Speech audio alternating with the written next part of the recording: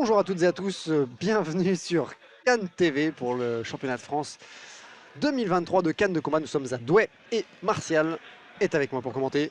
Bonjour Martial. Bonjour Xavier, oui en effet on va commenter un assaut de série féminine entre Margot Levieux du club de Cannes Atlantique Saint-Herblain. opposé à Amélie Pinel, toujours Cannes et Dragon pour l'instant mais qui s'entraîne désormais à Villeurbanne. Ouais, dans la banlieue nord de Lyon. Alors pour répondre à la question à laquelle je ne suis pas sûr qu'on ait répondu tout à l'heure, l'assaut sur l'air numéro 2 c'était Enguerrand-Bourgogne-Guyenne face à Laurens de Crux. C'est Enguerrand qui a gagné. Maintenant c'est Bastien Ravry contre Bertrand Perrin. Et donc tous les assauts de la deuxième ère seront diffusés, commentés en posteriori et diffusés sur notre chaîne YouTube. Donc vous les retrouverez incessamment sous peu dès qu'on aura 5 minutes pour les commenter et les monter. Voilà. Ouais, ça prend un peu de temps et on les diffusera au fur et à mesure. Ouais, on va étaler la diffusion comme de bons petits youtubeurs que nous essayons d'être. Oh là là, oui. Oula. Oh là. Ah, Limite professionnelle, quoi. Oh oui. Voilà. En tout cas, sur cet assaut, c'est plutôt Amélie qui part favorite, puisque elle était troisième au championnat de France la saison dernière. En face, Margot est un peu plus récente sur les circuits, elle a moins d'expérience. Et puis, pour l'instant, elle n'a pas de victoire dans cette compétition. Donc voilà, c'est plutôt Amélie qui part favorite.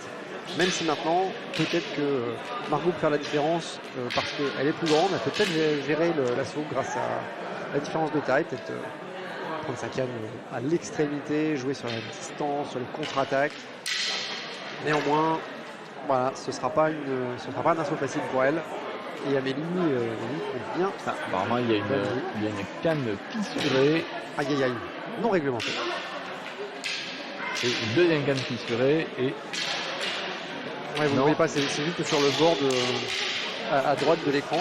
Donc les officiels vérifient les cannes, pour plusieurs raisons. En général, c'est pour des raisons de sécurité. Ils vérifient notamment qu'il y a un bon nombre de cannes. Les tireurs doivent venir avec au minimum 4 cannes sur l'air, donc quand il y a des cannes cassées, pour pouvoir les changer rapidement sans retarder l'assaut.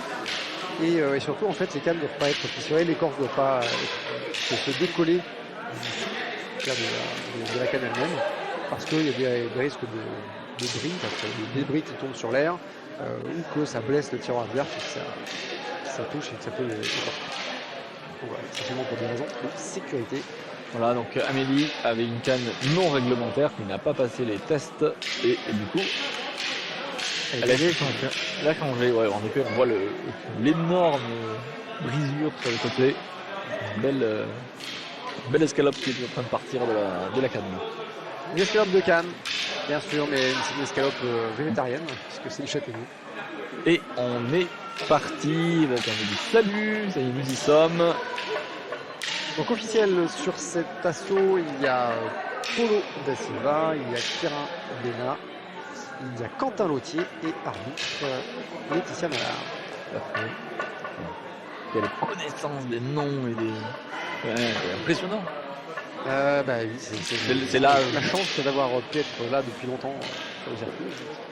On connaît les gens. Et ça va partir incessamment sous peu. Allez, on s'équipe, on lance. 3, 2, 1. Top départ. Allez. Bon allez, ça y est, nous y sommes. Amélie qui a l'air stressée. Elle avait l'air... Ouais, un peu tendu. Ouais, un peu tendu. C'est le format individuel aussi, hein. C'est une dépensée de soi-même et puis surtout, en général, toute erreur est définitive. Alors, ça attaque pas mal en jambes, un peu de parade pour Amélie, qui va chercher Margot en jambes. C'est calme pour l'instant. Donc c'est pas mal sur la défensive, qui cherche à se rapprocher un peu. Et première touche en jambe. Ouais, d'Amélie, encore une fois. La jambe, la touche en jambe, on verra la défense en jambe pour Margot. On l'avait vu pas mal esquiver, je crois, tout à l'heure, mettre en place des esquives sautées pour se défendre. Encore une fois, Amélie qui est capable d'attraper proprement la jambe, mais non, pas proprement pour l'arbitre. La pente était pas suffisante. Un peu de feinte du côté de Margot. Elle cherche à sans doute créer des ouvertures dans la défense d'Amélie.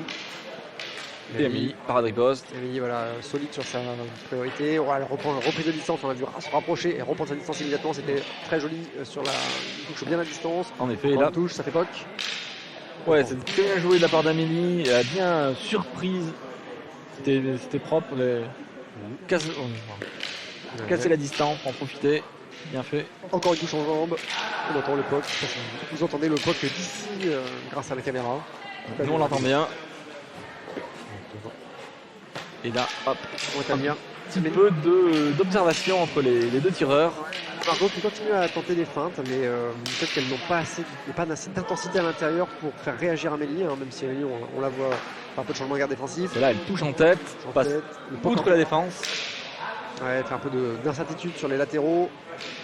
Et ça passe du coup, hein, ça surprend Margot. Tac tac, ça touche encore, ça poque, ça poque. Amélie qui va chercher la jambe, encore une fois. Attention, les feintes. Ouais, c'est fait un peu malmené par Amélie sur cette touche-là. Margot qui essaye des feintes, feinte de latéral croisé. Ouais, c'est dur, hein, ça passe pas. Il y a Amélie qui partout. Elle esquive pas spécialement. Elle esquive assez peu de manière générale, Amélie. Ouais, Plutôt dans la parade. Ouais, plutôt parade riposte. Fin de la première reprise. Bon, mais première reprise bien gérée par Amélie. Ouais. Les parades ripostes ont été pas si efficaces que ça. En fait, je trouve pas qu'elle ait marqué tant que ça en parade riposte, mais par contre les touches en jambes, les feintes au bas ont bien marché. Les déplacements. Et le déplacement. Elle alterne en fait entre des phases où elle est très statique et puis des moments où elle va chercher, elle avance sur son adversaire. Et on l'a vu, hein, ça l'a surpris. Il y a notamment le passage, on l'a vu vraiment avancer beaucoup, reprendre sa distance et toucher malgré tout à distance.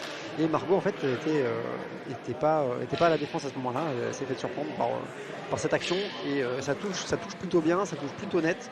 Donc je suis d'accord avec un avantage pour la tireur bleu Amélie Pinel dans cette première reprise. Ouais, tout à fait. Ça a vraiment surpris. On a vu Margot s'arrêter quand Amélie est vraiment très très proche.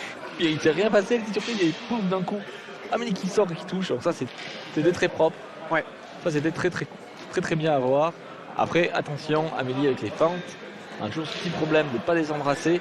Parce qu'en fait, comme elle est déjà petite, elle n'a pas besoin de non plus. Mais il faut faire l'effort. Ouais, le risque c'est de faire des trajectoires qui soient diagonales. Et ça, en canne de combat, on aime bien que l'horizontale et la verticale. La diagonale, c'est extrêmement laid. Ouais. Bon, et les vagues aussi, c'est pas beau. Ah, c'est prohibé. Par riposte du côté d'Amélie pour cette deuxième reprise. Et elle avance hein, sur Margot, elle pousse Margot. Attention, La touche en jambe. Ouais, elle était haute parce qu'Amélie défend pas encore assez. Elle était haute, mais juste en dessous du dos quand même. On a Amélie qui continue à mettre la pression, qui avance inlassablement sur Margot, mais Margot qui se défend bien, elle se déplace bien latéralement. Elle semble pas gênée pour l'instant plus que ça, il n'y a pas eu de sortie d'air. Non, Amélie qui essaie d'enlever. Ok, esquivé par Margot. Margot qui s'approche du bord de l'air. Peut-être qu'Amélie, oui, voilà, elle la bloque. Mais bien sorti. Voilà, cadrage insuffisant. Margot réussit à ressortir de ce cadrage offensif. Attention, encore une fois, à la fente insuffisante. Ouais. Notée par l'arbitre. Bon, il a été vraiment très proche. Ouais, un type de contre-attaque, attention, un peu fort aussi, je pense, dit l'arbitre. Ouais, c'était un peu fort, c'était pas tout à fait tout bien fait. Technique non maîtrisée. Voilà. Pas envie d'attraper les jambes, mais ça ne passe pas, Amélie. Bien. Ouais, Margot qui était un peu loin. Amélie, encore une fois, elle a essayé de refaire ce qu'elle avait fait tout à l'heure, de sortir pour toucher. Elle n'a pas surpris Margot cette fois-ci. Margot qui tente la touche en plein. Elle se déplace latéralement. Hein, c'est pas mal pour gérer Amélie qui avance beaucoup. Alors, je sais pas trop ce que pourrait faire. Mais en gros, j'ai l'impression qu'Amélie fait tout un tout petit peu mieux. Et voilà, belle parade. Et celle-là, la fente était très belle. Ouais. Fente arrière. Ça passe. Et la touche très nette aussi, avec l'extrémité de la canne sur le milieu du tibia. Donc, ça, c'était très chouette. Alors, c'est important aussi de montrer à l'arbitre et au juge que vous avez pris en compte ces remarques. Ouais. C'est d'autant moins d'observation qu'on va prendre, d'autant moins de risque d'avertissement qui va tomber. On a vu tout à l'heure une disqualification pour 3 avertissements. Et oui. Faut faire attention, ça tombe vite, faut respecter les règles. Et c'est la fin de la deuxième reprise. Deuxième reprise un peu dans le même acabit que la première. Oui, Amélie qui continue à mettre la pression, à creuser l'écart en fait avec Margot. Donc là, toujours une avance de toute façon pour Amélie. Il faut que Margot change quelque chose parce que si elle continue comme ça, elle joue le jeu d'Amélie entre guillemets. Enfin, c'est juste que Amélie a les outils nécessaires pour marquer des points et enchaîner les touches et continuer à creuser l'écart. Peut-être que Margot, elle pourrait insister sur les feintes, c'est mettre plus d'attention à l'intérieur. Et puis éventuellement aussi jouer, alors si elle arrive, si c'est quelque chose qu'elle sait faire, jouer sur la distance pour surprendre Amélie vu qu'elle est tout le temps en train de reculer. Si tout d'un coup elle se met à avancer ou à s'arrêter et à casser le jeu d'avancer d'Amélie, ça peut la surprendre et il y a moyen de faire des touches comme ça. Ouais, elle pourrait aussi essayer, vu qu'Amélie vient souvent en jambes, elle devrait commencer à s'y attendre et se préparer à faire une esquive et une riposte sur ses touches en jambes, parce qu'Amélie elle en case plein, donc à chaque fois il faut être prêt à esquiver, toucher en tête et rassembler tout son corps pour que on soit prêt à ce moment-là. Bon, bien sûr là Amélie ne va pas en faire, mais voilà, on la vient chercher. Attention, feinte insuffisante. On y retourne. Alors peut-être qu'à force de faire des feintes insuffisantes, peut-être que le second d'Amélie, donc Tito, lui a dit arrête tes feintes, joue ailleurs, t'as pas besoin de faire ça. Et parce que sinon tu vas te prendre des avertissements pour feintes insuffisantes. Puisqu'on en parle.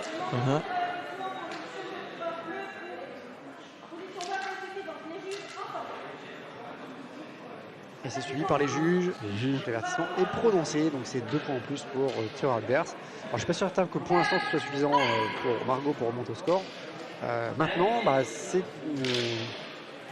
ça peut lui mettre potentiellement du baume au cœur et de se dire c'est pas terminé. Qu'elle fasse attention parce que là, elle vient de refaire une attaque en jambe sans trop de fente. Alors là, c'était mieux.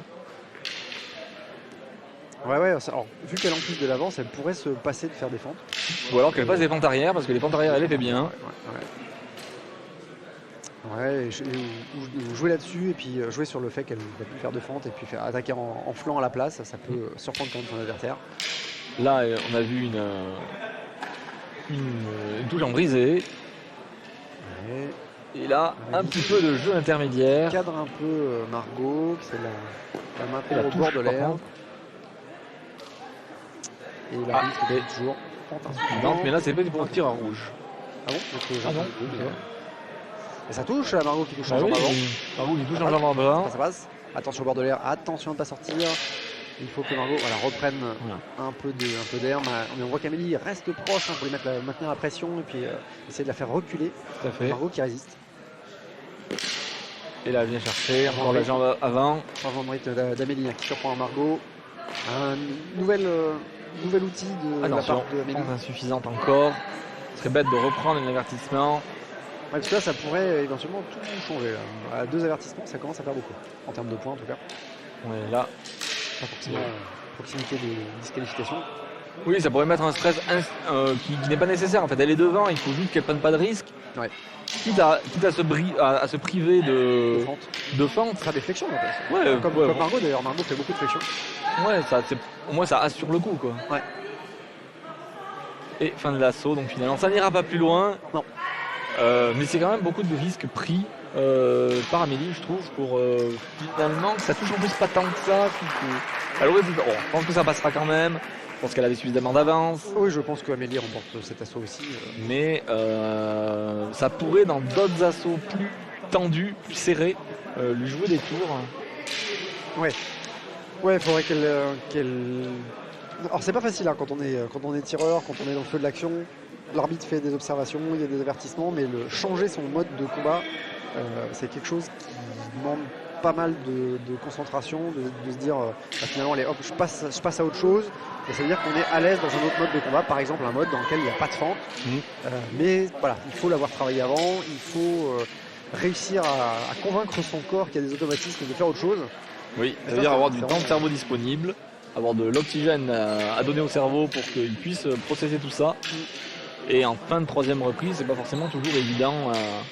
En plus avec le stress, avec la compétition qui avance. À la pression, le fait de ne pas connaître les scores, d'avoir de l'incertitude en fait sur quel est le ratio risque-récompense. Est-ce qu'il vaut mieux continuer un peu au risque de prendre un avertissement et marquer des points, ou se priver de quelque chose qui rapporte des points, et dans ce cas-là, ne pas avoir d'avertissement, est-ce que ça vaut le coup? Finalement, ça devrait passer. Oui, oui, il a un avertissement seulement, je pense que c'est suffisant pour Amélie pour rester devant. Et du coup, ça ferait 2 victoires, un match nul pour Amélie. Si la victoire est bien prononcée comme on le pense.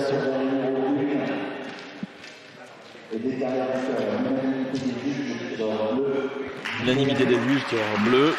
Nous sommes tout à fait d'accord avec ça. Ouais. Alors, ça ne dit pas s'il y avait beaucoup d'écart ou pas. Non, mais tout le monde a vu la même chose. Voilà, tous les officiels sont d'accord. Très bien. De belles victoires d'Amélie, et donc qui lui garantissent probablement une place en tableau pour demain. Très bien. Merci à toutes celles et tous ceux qui nous ont soutenus pour cet événement. Notre association CanTV ne perçoit pas de cotisation, aussi sommes-nous tributaires des dons et des aides extérieures pour ne pas mettre la clé sous la porte. Un grand merci donc pour tous les dons sur Helloasso. Merci également aux organismes qui ont accepté de prendre en charge une partie de nos frais, qu'il s'agisse de déplacements, d'hébergement ou de repas.